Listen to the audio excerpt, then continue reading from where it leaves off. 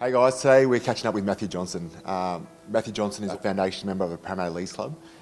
He's a life member. He became a life member in 1997, and he also had a great career at our club. He played from 57 to 63 and is a huge fan of the club till this day. He hasn't missed a finals game ever in the history of the Eels. And you know, we keep talking about the importance of Parramatta Leagues Club to the Parramatta Eels, and it's people like Matthew Johnson who put in their hard-earned dollars at the start as a foundation member of the Leagues Club to help get the Leagues Club up and running, that we should be so grateful for today. So I have a sit down with him and we have a chat. I hope you guys enjoy. Now that you've obviously finished playing, I hear you still come out to a lot of games. You still come out and watch the boys play? Yeah. That's yeah, awesome. No, I am a life member of both clubs. And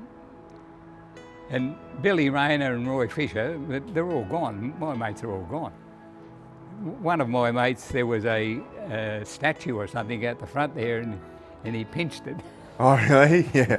Yeah, I couldn't tell you his name anyway. But he took that, and there was a riot on because I think it was somebody had a spear and a thing out the front. Yeah. Well, personally, as a member of this club, but also as a player of the Eels for the last decade, you know, I'm very grateful for people like you, for people that kind of set the way for us in the early days.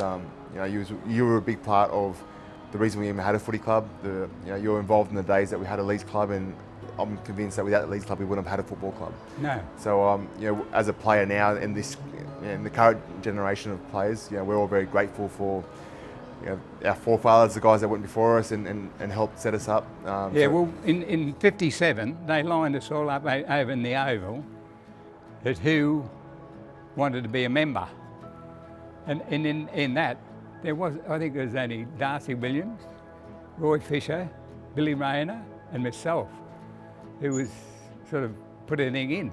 Yeah. And what did you put in? Like, what was the I think it was $5. £5 back in the day? No. Well, there were two sort of memberships. There was a life membership. You paid, I'm not sure, but I thought it was £25. Well, £25 in those days was like a fair whack of money. And I just kept my fee, and I paid it up front. So I classed I'm a member from '57. And then later on they granted us foundation members a life membership. But winning the comp and what have you in thirds and that, I ended up with a life membership. Awesome. In 1959, when the PLC was first opened, you were still in high school. I was in primary school at Parramatta. Yeah. And how was the so growing up in the area? Yeah. How did you see the club develop over the years? So today we're focusing a lot on the early days of the Leagues Club and what it was like to set up this place. Yeah. What was your view of it as a young kid in the area growing up, and then eventually in '86 being involved as the president? Yeah. Well, it was good that there was a club, and there were clubs going up everywhere.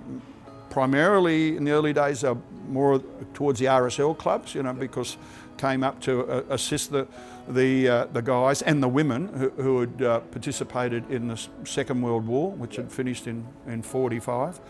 But it was good that where the early days of the football club from '47 to that time, the club had to depend on memberships, the 50 cents that people were paying, the football club, and gate takings. And I don't know whether there was any money that came from the New South Wales Rugby League, unless you got into the semis and then got into the grand final then. So, but at least it was a club, and you could see the future of that. It was built and open to support rugby league at all levels, but early days there wasn't much of a profit around.